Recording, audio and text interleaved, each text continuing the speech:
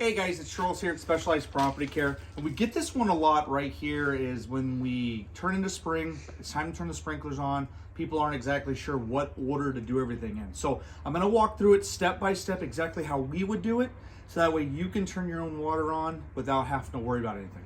So the first thing you wanna do is you wanna come outside your home and you wanna find this device right here, this backflow preventer. It's super important. If you just go in your house and turn the water on, you're gonna have water shooting out all over the place. So the first thing you're gonna wanna do is come find this valve.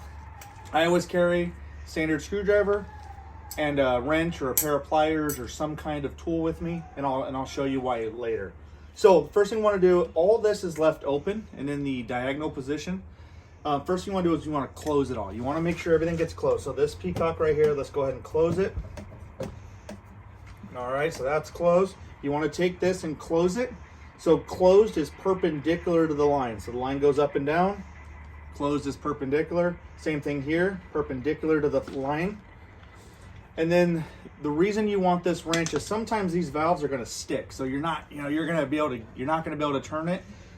These are brass. You don't want to be banging on it with a hammer. You want to just take your pliers, and typically if you grab the sides, you can use your pliers to get them open and closed. So that's why you want your pliers if you can't do it by hand. They do get stuck after they get old a little while.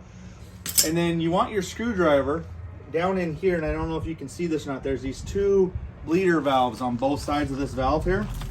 These are left open to allow air to vent out. You just want to close it, again, perpendicular to the line.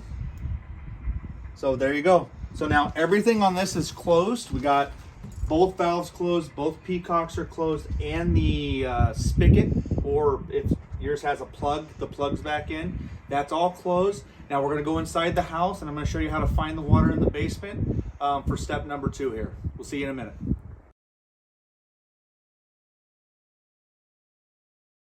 All right guys, so we're back here for step number 2. So we've closed the valve outside. Now we've come down to the basement. We get this question a lot. How do I know where my sprinkler shutoff is and isn't? So you've got your water main. Just about every house has one. So you got your main water coming from outside. You got a shutoff valve. It goes into a water meter right here.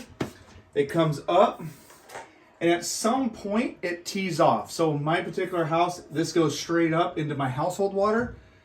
My sprinkler line comes over, and this would be my sprinkler line. Sometimes they're marked sprinkler. Sometimes they're a bigger line, but they'll always break off and they'll have a shutoff valve.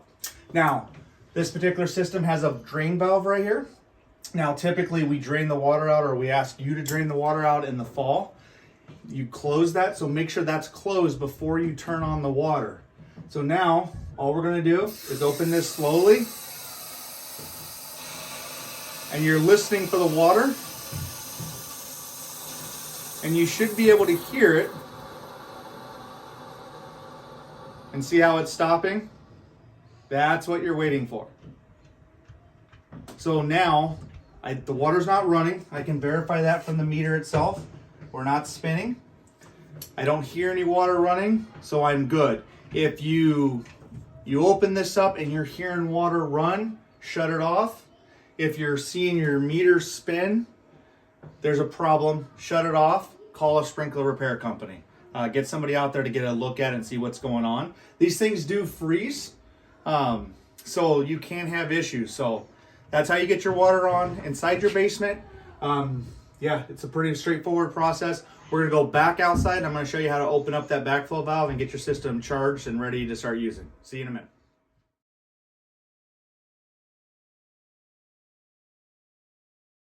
All right, guys, so we're back out here. We've closed the valve, we turned the water on in the basement, we're back out to the backflow valve, and this is the final part of it. So, first thing we want to do, water comes out of the house.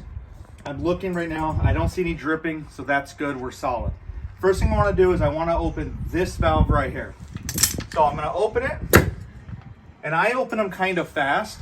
I want to hear that seal. There's a rubber seal in here, and that rubber seal is going to seat.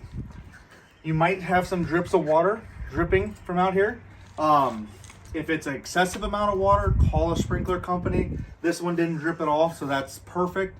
A little bit of seepage is okay while that seal kind of moistens up and seats, and it should go away relatively quickly. The next thing we want to do is we want to open this valve. And this one we want to kind of do slow. So it's pushing water into the sprinkler system.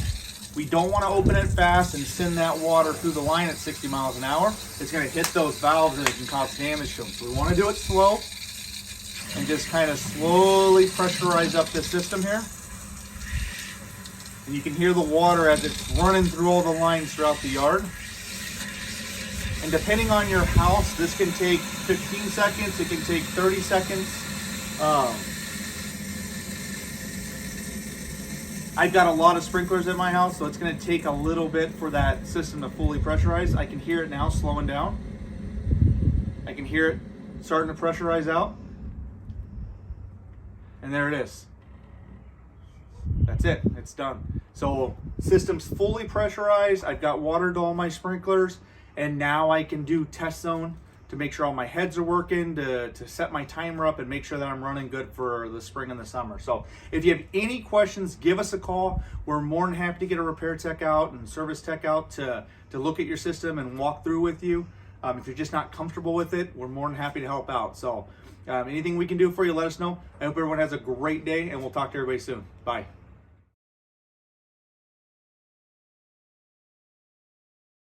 So one of the most common calls we get in the springtime, you've turned on your system, you followed all the steps, and you're like, hey, wait a minute, something's not right. So I'm gonna come out here and we're gonna turn our system on, right? So we followed all the steps, everything's good, but as you walk around your yard and you'll notice over here, there's a zone on, and you're like, I don't understand what's going on. My timer's off, I got water, something's broken. What you want to do is you want to find this box right here.